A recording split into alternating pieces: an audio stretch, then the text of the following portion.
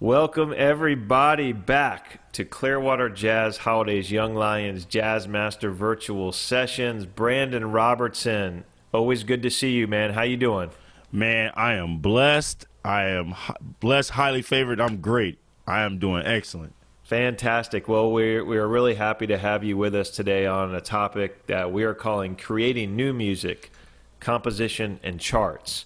Participants are muted upon entering these sessions, and we appreciate everybody's cooperation to remain muted for the courtesy of others. But of course, we can get any questions that you might have to Brandon using the chat feature or the raise your hand feature. And thanks for your continued feedback at info@clearwaterjazz.com. We've been archiving all of these sessions, so please visit our education and outreach page at clearwaterjazz.com. Click on the studio and you'll see all these past recorded videos, or click to join the Young Lions Jazz Master Virtual Sessions podcast, and you can listen to all these sessions and some other cool programs that we have. Brandon is no stranger to Clearwater Jazz Holiday Education and Outreach anymore. He's got close to 8 sessions already with these virtual sessions under his belt. Where do I begin as a professional musician? Simple tools during a performance. Breathe, relax, focus. Raising the bar, preparing for performance. How to develop melodic bass lines. Tempos and styles. How to develop endurance during a performance. Thinking like a horn player from a bass perspective. How to capture a big sound, and playing duo performances, which was the latest one he did with Tyler Wertman. And of course, today we're going to be dealing with composition and charts. Brandon is an Emmy-nominated music director, professional upright electric bassist, composer, and music educator, originally from Tampa, right in our own backyard. He completed his Bachelor of Arts in Music from Florida State University in 2009 and a Master of Music in Jazz Studies in the spring of 2016. Currently, Brandon is the Director of Jazz Studies and the Director of the Florida Gulf Coast University Basketball Band at Florida Gulf Coast University in Fort Myers, Florida. In 2018, he was nominated for an Emmy Award for Best Documentary for Educational Collegiate Programs featuring the FGCU Jazz Ensemble. He's a prominent band leader. He's taken his band on multiple national tours, headlining at some of the top jazz venues in the country. And add to this impressive resume, he's performed with notable acts such as the world-famous Count Basie Orchestra, led by director Scotty Barnhart, vocalist Carmen Bradford, Jason Marcellus, Marcus Roberts, Marty Morell, Wycliffe Gordon, and the list goes on and on and on. He's been a featured performer and band leader at various national jazz festivals, and in the fall of 2019, he released his first debut album entitled Based on a True Story, BASS''D.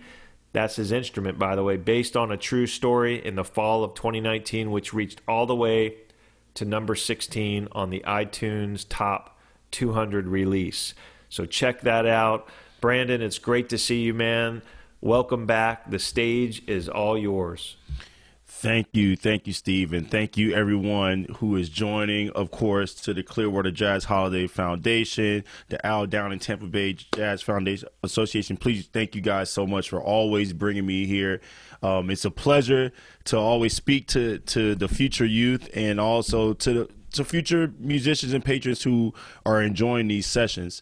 So today I wanted to talk about compositions and charts. Now, I actually recently had a student of mine here at FGCU in my jazz ensemble, and she asked me, she said, "Professor, how do you write charts? Like, how do you write original charts? Like, is there a process? Is there a step that goes with this?" And the first thing I told her was, I said, "I don't know."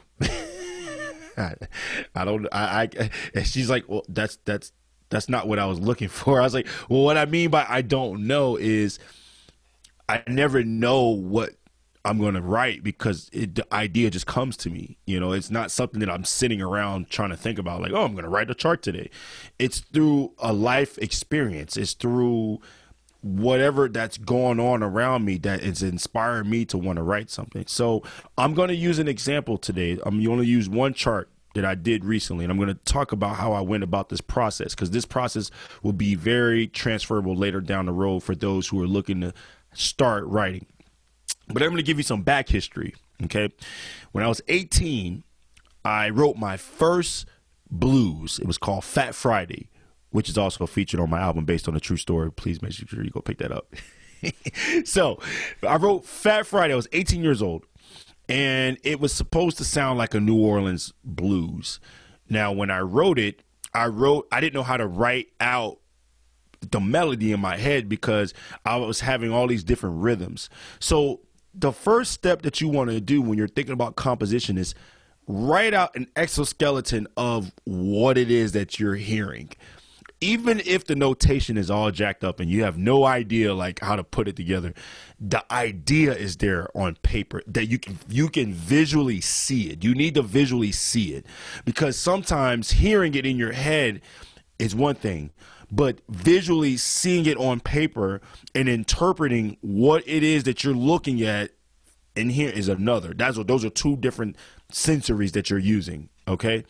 And so your audio cortex is what the sensor in your brain that perceives and processes sounds. It breaks down the sounds internally, what you're hearing, and it tells your brain this is how you need to process these sounds, and this is how it's communicated to what you're visually looking at. So that's why when we read music, it's important that you need to sing what you hear. If you can sing it, you can play it. That's a very true statement, right? So going back to my story here, I just wrote out the sketch of the melody, and the melody, what you hear on my album, is not what I have in my possession currently, the original melody. It looks completely different, right? But it was the idea. So you need to write out the idea. So step one to when you're writing out a composition is get the idea on paper. All right. A way to memorize this. Now, this is 2020. We all have these little square devices called cell phones. And on these cell phones, they have voice memos. Most of the standard phones all have these voice memos. If I were to pull out my phone now and I open up my voice memo, you will see that there are probably, and I can tell you right now, actually I have it right here in front of me. I have about, 52 entries on my voice memo. And these are all ideas. Literally ideas that I was singing in my head. Or I'm driving and I hear a melody. I'll whip up my voice memo.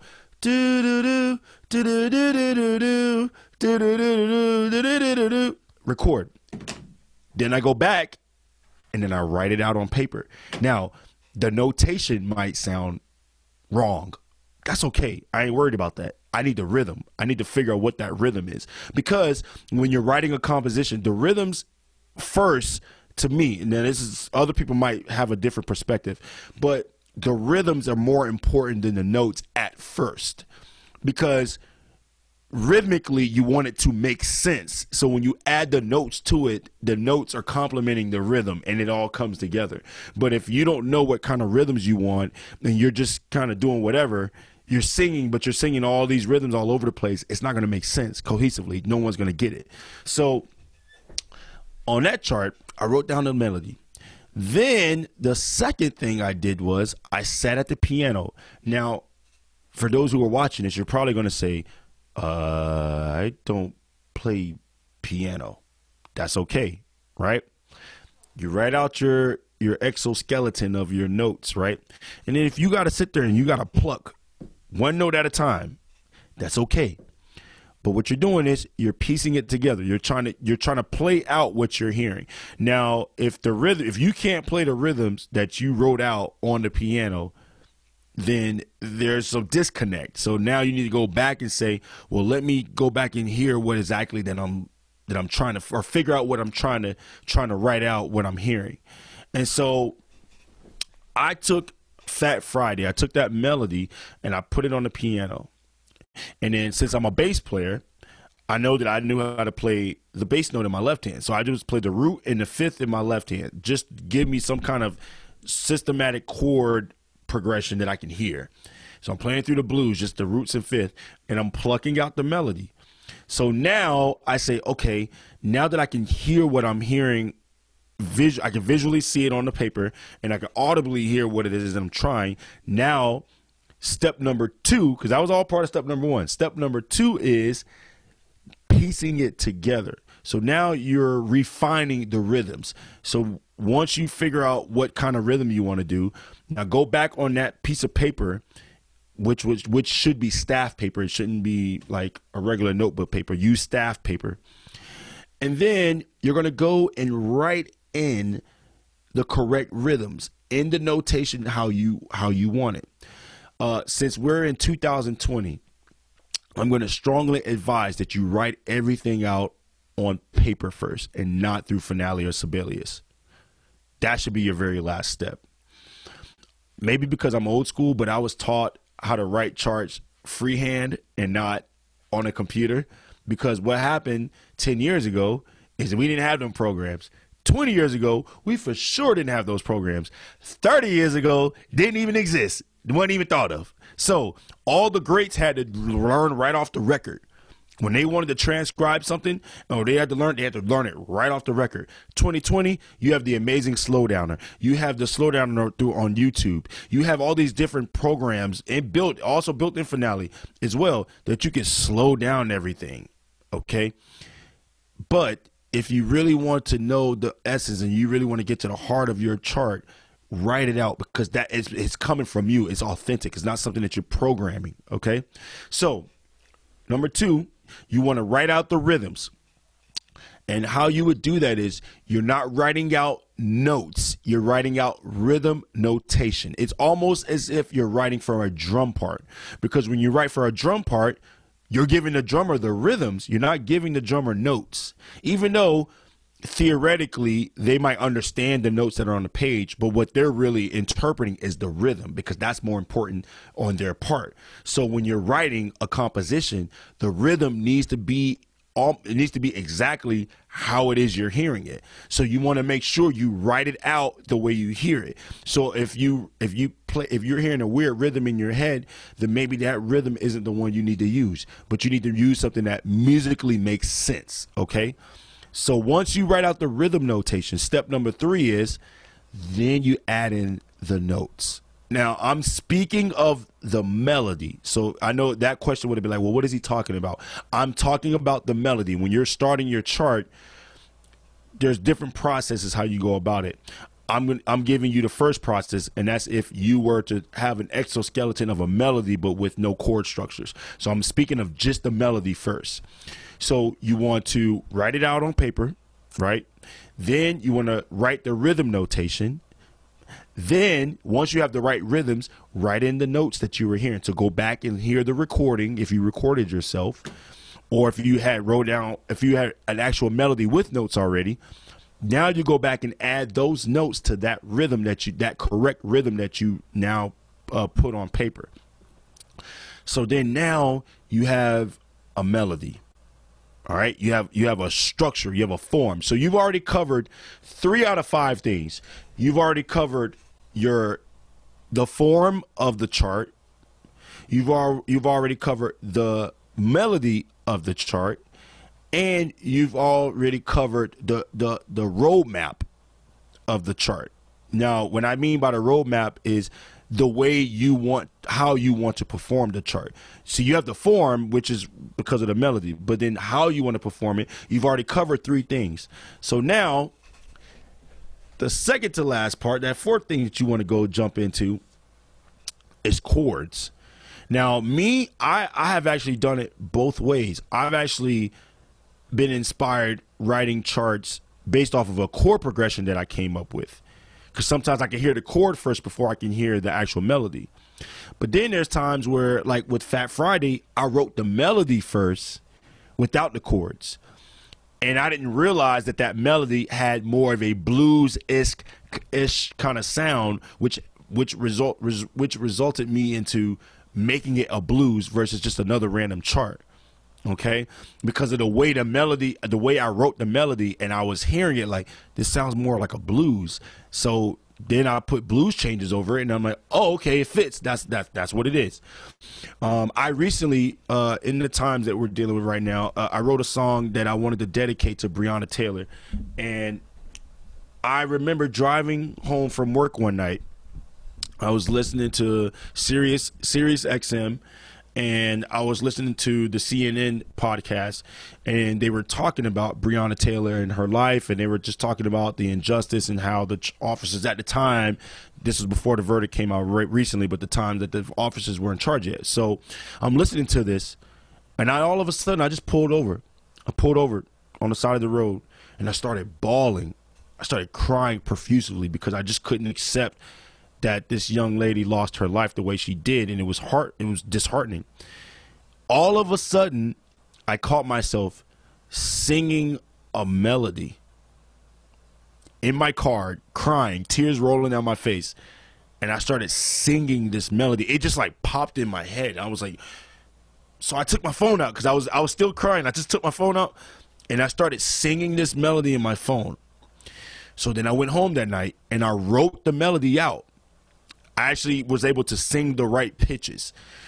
Now the rhythm was different, but what I did was I took some staff paper, and I just wrote the notes that I was hearing in the form that I was hearing it in. Then I went back and wrote out the rhythms that I was hearing, just the rhythm notation. Then I went and added those notes to that rhythm notation. Then I sat down at the piano, and then I played the melody on the piano. And as I'm playing it, I then began to start hearing chords in my head. So then I started putting chords on top of this melody. And this was the process that I went. So then the last final step was I took what I had on paper, and then I put it in Finale. And what Finale did was it corrected me on certain rhythmic notations. Now, sometimes Finale will change a rhythm, and it'll change it in a very odd beat or something. That it'll try to make it make sense to you, but you don't need the Finale to do that for you. You're the composer, so you write it the way you want it, that you're hearing it. And I wrote it out, and what I now have is this beautiful piece that came together, and I could hear it when I was able to play it. It sounded exactly the way I sung it when I was hearing it in my head. And that process is a very easy one to do. But if you're somebody who's like, I've never wrote a chart in my life, I don't know how to write music, just start off with a simple motif, or a simple idea. That's all you need, is just the idea. And then you'll foster off of that. Just keep building on that idea. Just add a little more information to it day by day. Just add a little more until you start to see it structuring as a song versus just random notation. Okay. Another thing, when you talk about compositions, I think a lot of young players are usually not afraid, but they're intimidated by writing original composition because maybe their lack of theory will hinder them from writing something really hip, or not really knowing enough about composition to like where they can write whatever they want. You could do what Duke Ellington did, and I'm gonna tell you the one of the greatest compositions ever written in jazz history, literally.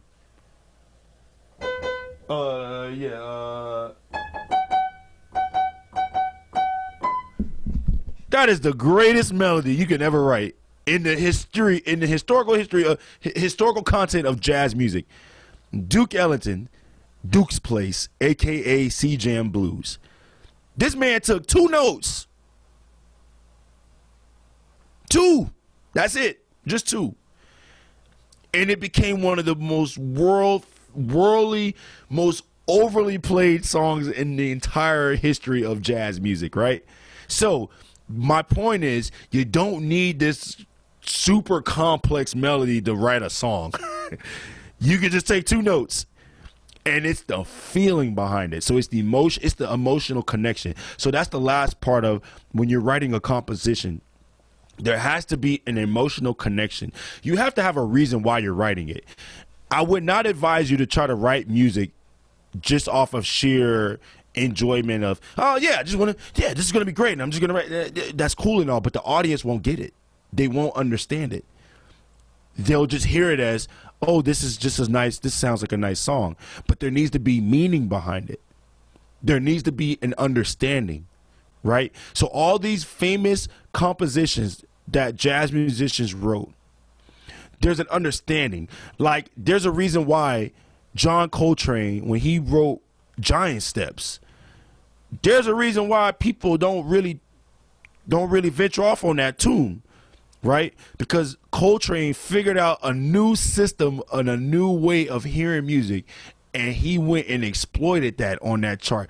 And all the other three musicians that are, the other three musicians that are featured on that album on Giant Steps, they all felt it. And especially Tommy Flanagan. They all felt it, right?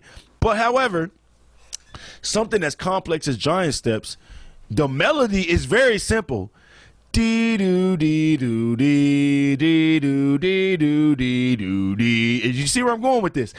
Some of the most historical, famous melodies in jazz history are not complex. Take "So What" by Miles Davis. Ba-doo ba-doo ba-dee ba-dee. So what? That's it. The bass player is really holding it down, but when you talk about, if you take out that bass line, da da da da da da, and everybody goes crazy over that. You see what I'm saying? So, like, my point is, don't think you don't have it in you to write beautiful music. Sometimes, and this was a quote by the great J Master himself, Mr. Marcus Roberts, our most beloved jazz pianist of our generation. Marcus always used to say this to me: Brandon, simpler is better. Simple is better. More space is better. And I used to fight with him on that, because I would be like, it don't sound hip if it's too much, if it's less space. But then you listen to some of the best solos in jazz. You look at some of the best melodic melodies. They're very simple. Why do you think everybody likes to play Autumn Leaves? Why do you think everybody likes to play Misty? These are really easy melodies because they're singable, they're recognizable, they're ear friendly. You know what I'm saying? So when you're writing something, think about the emotional connection to it. Why are you writing it? Who are you writing it for? Are you writing it for your own personal pleasure, or are you writing it for the world? And if it is for the world, then you need to be selfless with the approach about it and not make it about yourself.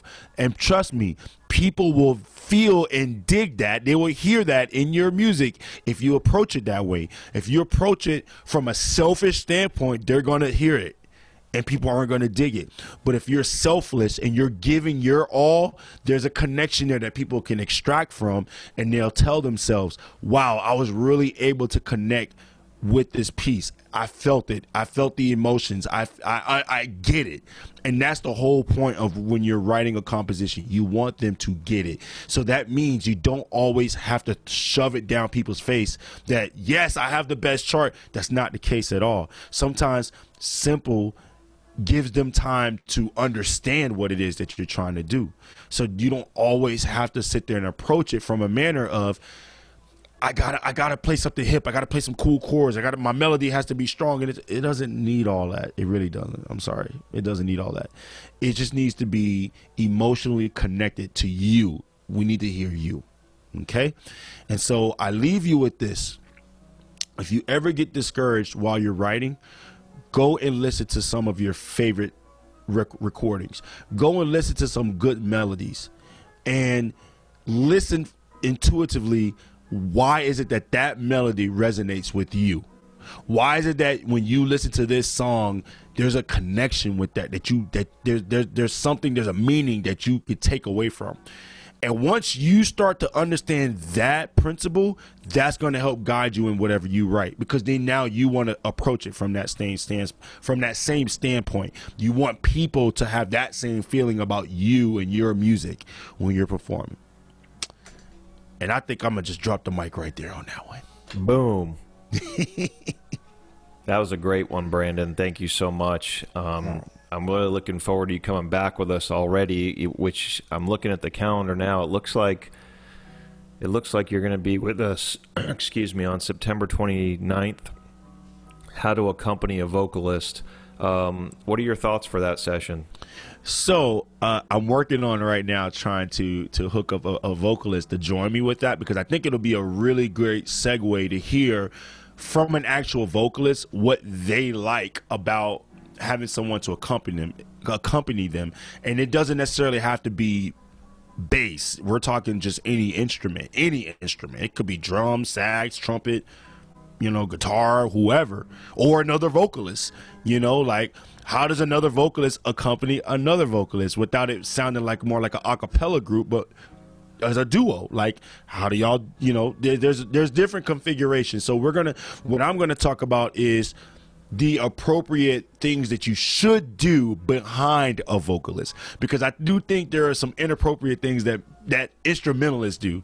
And I have done it myself.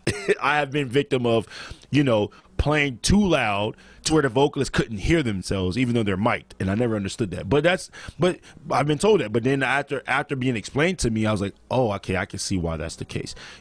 So I'm going to talk about the do's and the don'ts. And then hopefully I'll have someone else, another vocalist, to join me, so then they can also expand upon those do's and don'ts. Yeah, no, I dig it. That's really cool. And thanks again for today and sharing some of your experiences. It was really great. And I think you added a lot of nice little points for people to take to heart and to get creative.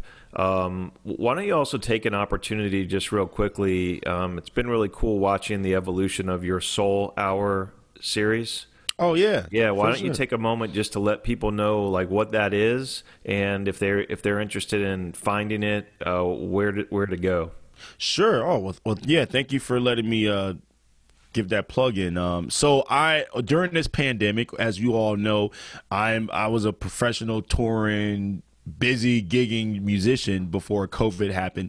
And so when COVID shut everything down, every musician around the world was quarantined in their homes, and so we're forced to play to iReal tracks for X amount of hours a day, and hopefully have Zoom or Skype sessions with our other musician friends and trying to play with latency. And there's a lot of frustration that happened behind that. And so one day I was sitting home and I kind of was watching, actually I was watching on TV the protesting of what was going on with George Floyd in Minnesota, and these three keywords kept coming up in my head: life, freedom, and perseverance, because I felt like my life was being displayed to the world as an African-American male, and I don't feel as free as I should, because I feel as though that everything that's happening around me is saying otherwise, that I'm not. And then yet I'm still trying to persevere as a man in life, as a father, as a husband, as a teacher, as a bandmate, all these things. I'm just trying to like get through it. And I said, I'd be curious to hear what other musicians feel about this, because we don't get the time to think about this kind of stuff. We're always on the go. We're always playing, and we're actually the selfless ones out in the entertainment world, providing services for other people outside of our families. So I'm constantly around other people's families versus my own at a normal basis. So I was curious to hear how other musicians have been interpreting these things during this time period, which led me to create my first ever web show entitled The Brandon Robertson Soul Hour. And what I do is I invite highly prominent musicians, educators, music business personnel, and I have them come onto my show. We do a 25-30 minute interview segment where we just chop it up. We talk about their life, their careers, what are they doing, how are they dealing with the pandemic, and then I asked all my guests to pick three songs that have a soulful meaning to their life, and it has to pertain around the keywords life, freedom, and perseverance. So each guest will pick three songs that cater to those three keywords, and then we go into discussion about those 3 records. And then at the end of the show, I do a Q&A with the guests, with the audience that are watching, and we do this through Facebook Live. Me and the guests talk through Zoom, but I stream it through Facebook Live. So you can always watch my show every Tuesday night at 7 p.m. On my personal page, which will be Brandon Robertson. You can just go to my personal page. It'll be already up there live.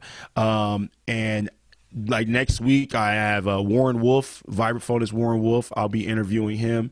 2 weeks from then, I'll be interviewing a 2-time Grammy nominated drummer, my man, Mr. Jameson Ross. I have Wyclef Gordon. I'll be interviewing him at the beginning of December.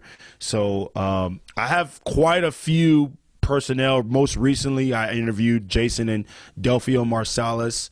I had them on the show. So it's been great. It's a wonderful opportunity for me to talk to different musicians, get to learn new things about them, and as well as learning more about their musical experiences and some of their favorite records. I think a lot of people really have been liking this show because they get a chance to hear some of the musicians that they listen to talk about soul records, which is outside of the genre that they're known for doing. So I think people find that interesting, like, oh, I didn't know that they'd check out so-and-so. And it's like, yeah, of course.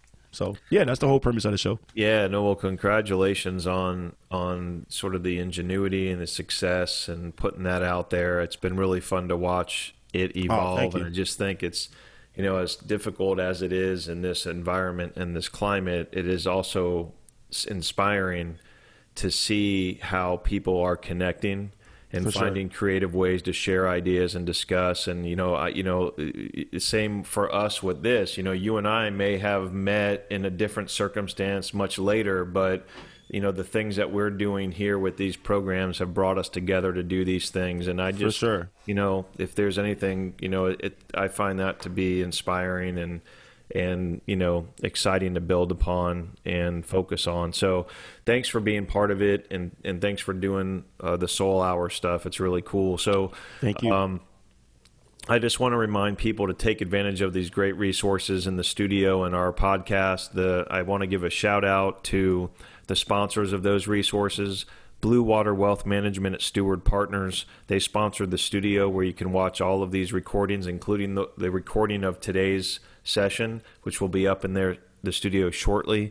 And then Marine Max Clearwater sponsors the Young Lions Jazz Master Virtual Sessions podcast.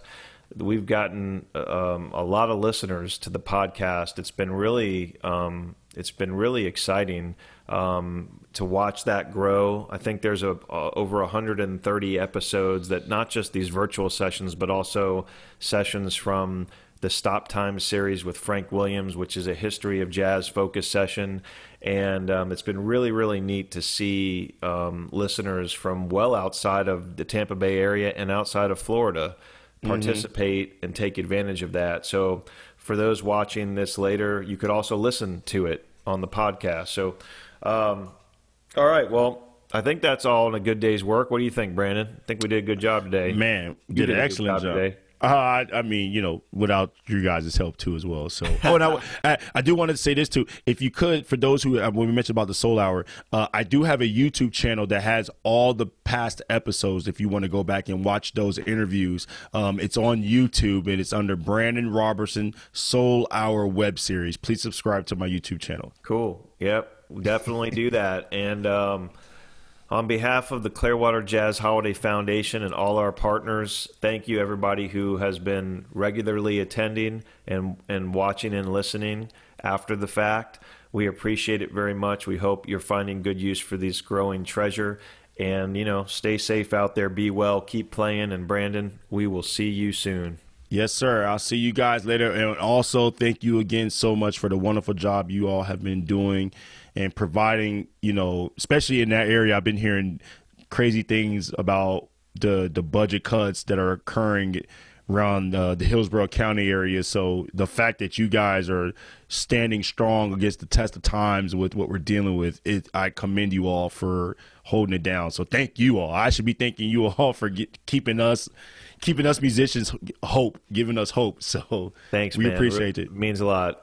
All right, man. Take care. I'll see you soon. All right, guys. Have a good one.